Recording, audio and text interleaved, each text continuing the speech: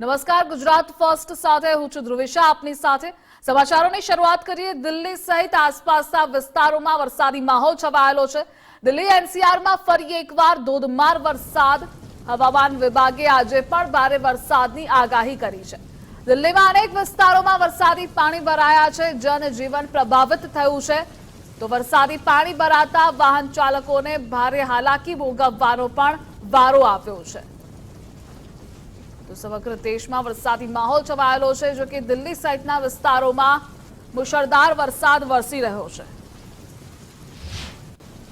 ये हर बार होता है। ये देखिए, ये सीवर है, ये सफा नहीं करा इन्होंने। आप देखिए और बाकी एरियो को क्या हाल होगा जब दिल्ली के लुटियंस की ये हाल है। आप सोचिए, दिल्ली का दिल है ये, लुटियंस जोन है। और माफ कीजिए, दिल्ली के सीएम अरविंद केजरीवाल जी का एरिया है ये, एनडीएमसी का एरिया है ये, जो लोकसभा सांसद जो जीत कर आई है, बांसुरी जी का एरिया है ये। उसके बाद ये हालत है। सोचिए, दिल्ली में ये कांग्रेस के कार्यकाल के समय सब कुछ बढ़िया था, मगर यही ना झूठ झूठ झूठ, और ये झूठ इनके चिक चिक का इनका विकास ये बयां कर रहा है कि हाँ, बहुत काम कर लिया आप लोगों ने। અને આજ મુદ્દે સંવાદદાતા દેવનાથ આપણી સાથે જોડાયેલા છે। દેવનાથ, દિલ્હીમાં કેવો વરસાદી માહોલ, જનજીવન કેટલું પ્રભાવિત?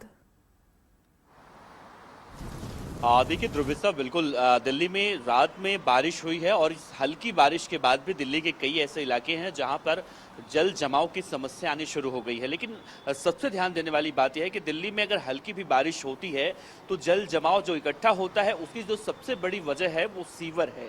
क्योंकि अगर दिल्ली में बारिश अभी 3 से 4 दिन अगर नहीं भी हुई थी तो भी दिल्ली के कई ऐसे इलाके हैं, चाहे हम द्वारका की बात कर लें, लक्ष्मी नगर की बात कर लें, इन सब एरिया में सीवर से पानी निकलता है। और 3 दिन पहले इसी तरह से सीवर से पानी जब ओवरफ्लो हो रहा था तो वहां पर एक लड़के की डूबकर मौत हो गई थी।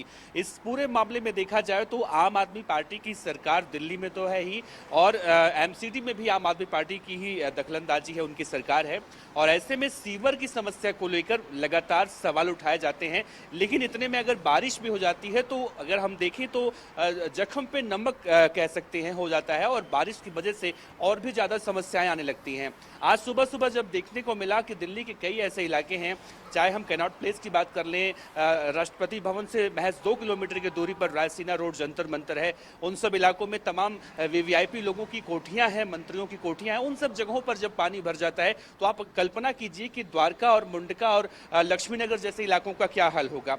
बहरहाल सीवर की समस्या कोई आज की समस्या नहीं है, लंबे समय से इस पर विवाद भी चलता रहा है, लेकिन इसका निदान नहीं हो पा रहा। और ऐसे में आज मौजूदा वक्त में सवाल इसलिए भी ज्यादा उठ रहा है क्योंकि दिल्ली का जो हाल हो चुका है उस हाल की परवाह किए बिना दिल्ली के मुख्यमंत्री अरविंद केजरीवाल तिहाड़ जेल में बैठकर भी ये दावा करते हैं कि हम सरकार चला रहे हैं। ऐसे में समस्याएं तो दिल्ली की जनता को हो ही रही हैं। इन समस्याओं से कैसे निपटा जाए, इन सब बातों पर मंथन होना चाहिए कि हल्की बारिश के बाद भी दिल्ली आखिर क्यों डूब जाती है। फिलहाल अभी माहौल शांत हो चुका है, लेकिन जैसे ही बारिश हल्की सी होती है समस्याएं और भी बढ़ जाती हैं। जी देवनाथ, जोड़ा बदल आभार आपको।